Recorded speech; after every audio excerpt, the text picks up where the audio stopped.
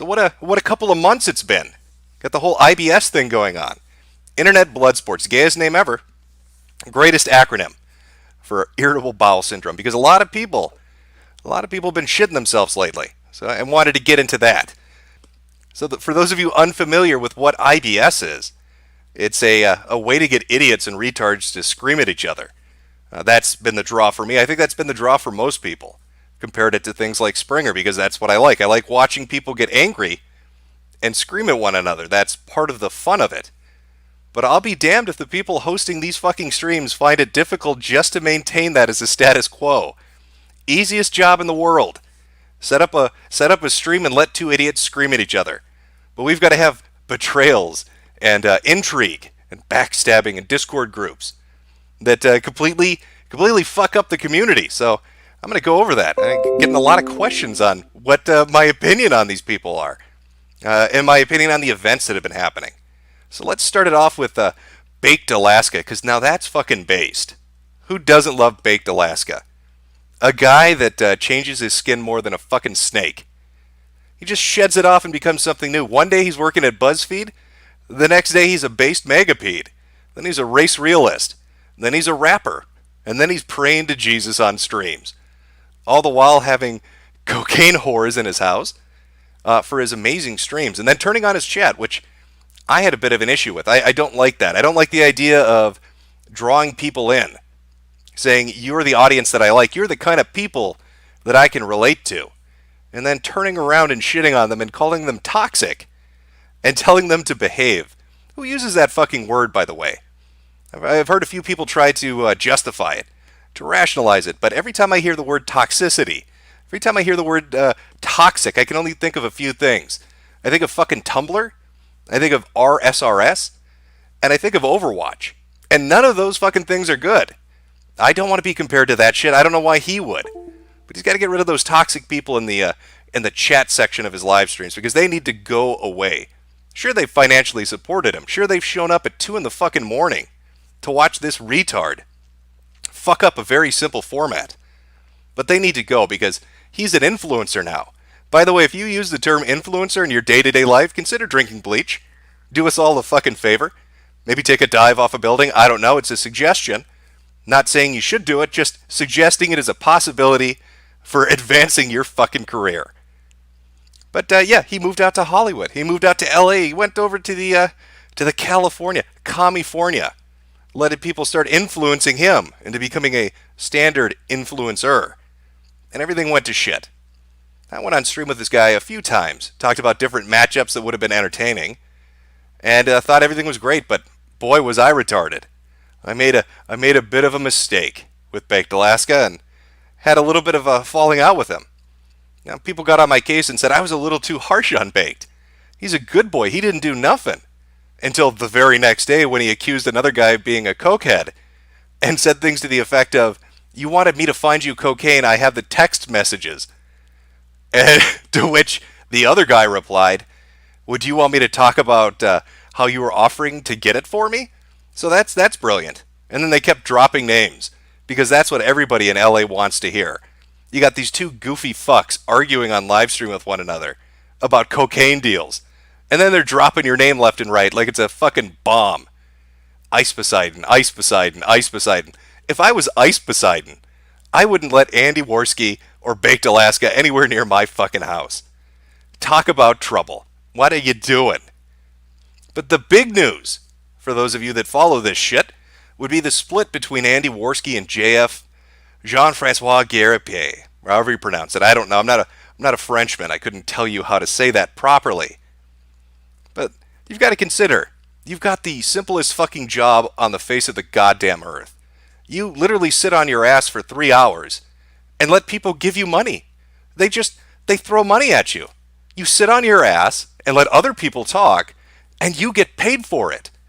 And yet somehow they couldn't make that work. The relationship just couldn't work out. They split apart. They went their separate ways. Now you've got people running around saying Team JF and Team Andy. They split their audience. They fucked their bottom line. They wanted to treat it like a business, like it's something they could make money over, and completely dropped the fucking ball. Ridiculous shit. Acting like teenage girls. airing it all out in public. Ridiculous. Now, this is a follow-up because JF had said something to the effect of Andy has low IQ, which started a fight a while ago. I'd given Andy two different pieces of advice on 2 different days, and he seemingly picked the one that he felt most comfortable with. The first day I said, it's your show, run it how you want. If you're upset with JF, get rid of JF. The second day I said, you guys should work it out. You've got something going there. And then you wait, you give him the 2 different opinions, and you see what he goes with. And he chose to stick with JF. But a month down the road, here we are back at arguing because JF had kicked somebody from the stream. He'd kicked the Ralph retort during his stream. Andy wasn't too thrilled about that. Got into a bit of a fight. Later on, they have a stream with Chris Cantwell. They take the stream down. JF does a stream talking about how Andy defamed him somehow. And it went to shit after that.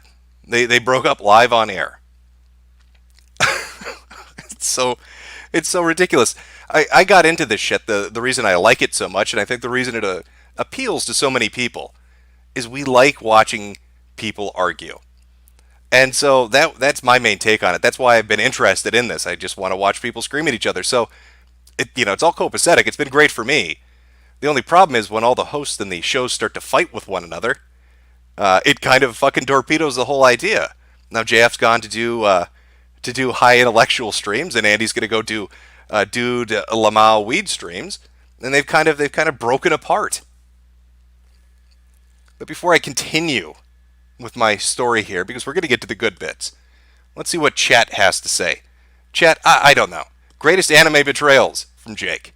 Don't know how you'd. There's so many filthy animals. Anime betrayals. There's so many goddamn anime betrayals going on. It's hard to keep fucking track. There is a bit of a delay too. So if you hear a moment of silence, that's not me praying for Baked Alaska's career. That's me waiting for the fucking chat to catch up.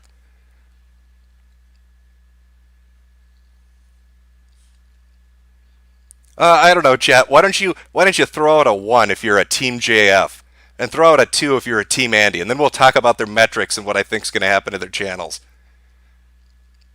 So 1 for JF, 2 for Andy. We got about 8,300 people watching. Give us a good idea of what we're looking at. Oh, I've got to turn live chat on. See, I'm not even taking my own fucking advice. What a cunt I am. Switch that over.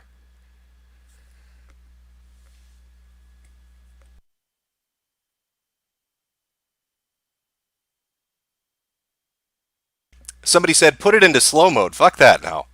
Fast mode's where it's at. You got to be quick. You got to read this shit as it scrolls by at 1,000,000 miles an hour. I'm seeing a lot of 3s. I don't blame anybody. And I'm also seeing a lot of 1s. But it's there are 2s in there as well. A couple of 6s and 0s because fuck it, I won't do what you tell me to do.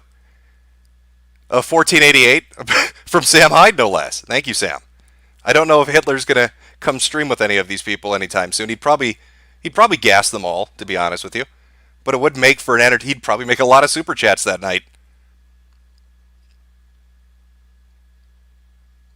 A couple of people saying fuck them both. Got to go fast. Now, when you're looking at the metrics between their little breakup, their loss of an emotional connection, Andy's taken a pretty sizable hit. I think he's down about 2,500 to 3,000 subs. JF Gierpe is up, I'd say, roughly 1,500 subs. So there's been a definite shift over to his platform. Now JF, because he is the world's most Frenchman, has found a way to parlay this breakup into bringing chicks on stream and getting paid for it, which I have to say is somewhat fucking admirable. You have to give him credit for that. I want you to imagine yourself in a bar, hitting on chicks, and every time you go up to some woman, and you're like, hey, yo, baby, you want some fuck? Some dude walks up behind you, slips $100 in your pocket, and says, nice job. 1488. Slay that pussy. That is what JF is doing. He had Yukis on, and then he had, I don't even know who the second lady was, but he had a couple of women on, made some good money from doing it. So he seems to be stable. I don't know what the future holds for Andy's stream. People said that they think they're different personalities. I don't know. I don't know what to tell you. I mean, Andy is as Jeff has put it, his low IQ. He's a little slow. You'd think it'd be a match made in heaven, a fucking alignment of the stars, because if Andy's slow and a little retarded, that should be JF's type. You know what I'm saying, chat? You get that? That's a little bit of banter.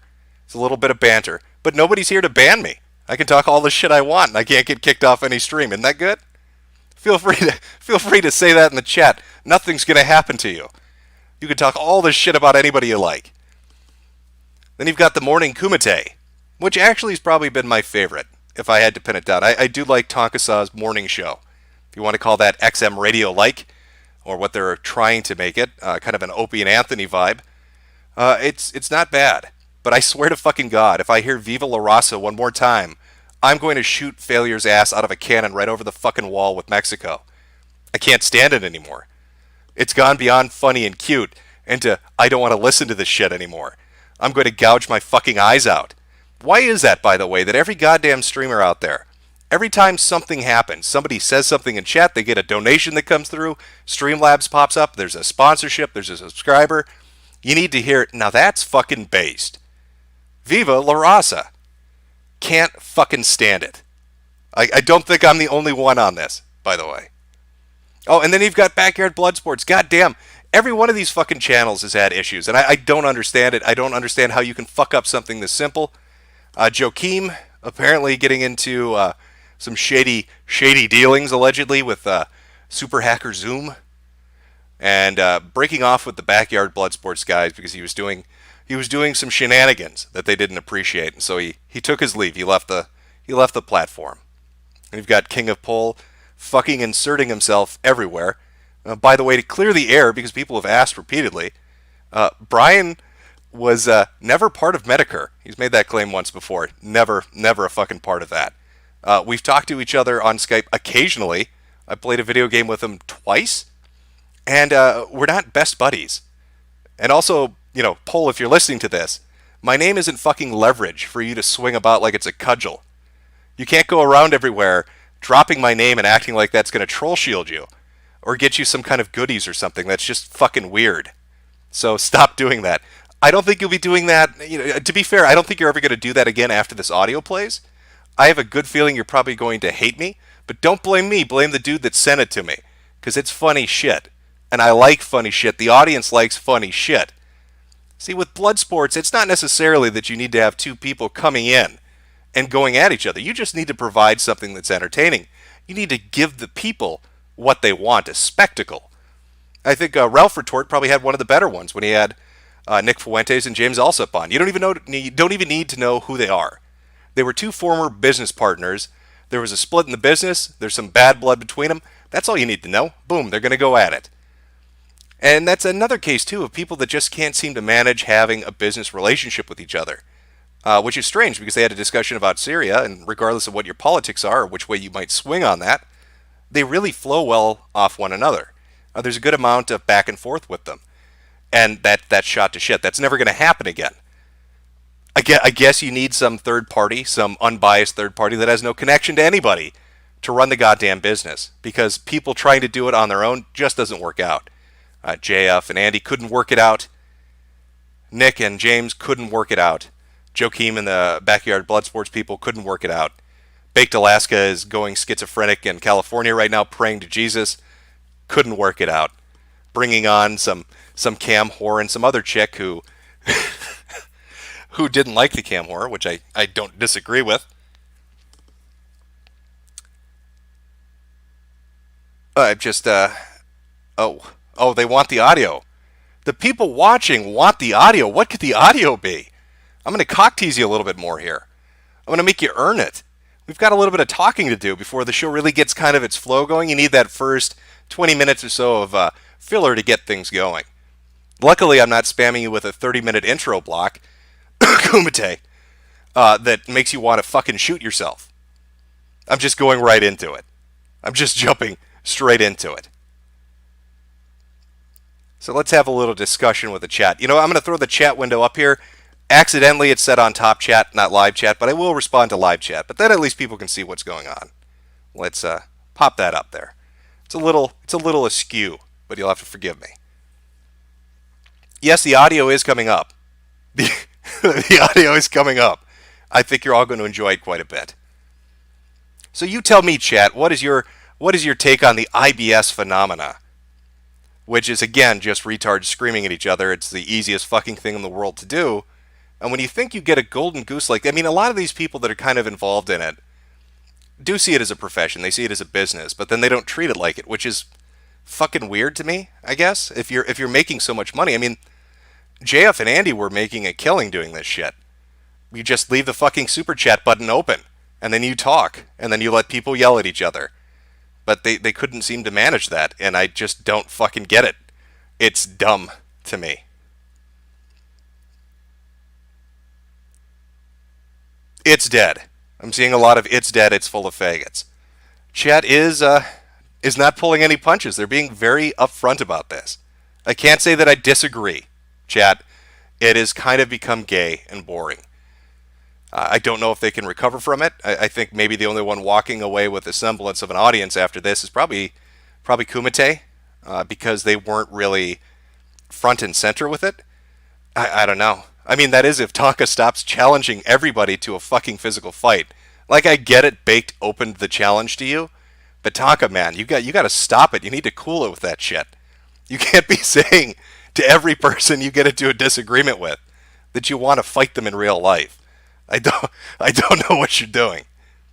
Oh, and and another thing too I should probably bring up. After Andy and JF split up, if you go and watch that stream, if you can find it or if you have any interest in looking at it, look at the people that immediately circled in like fucking vultures picking at a carcass.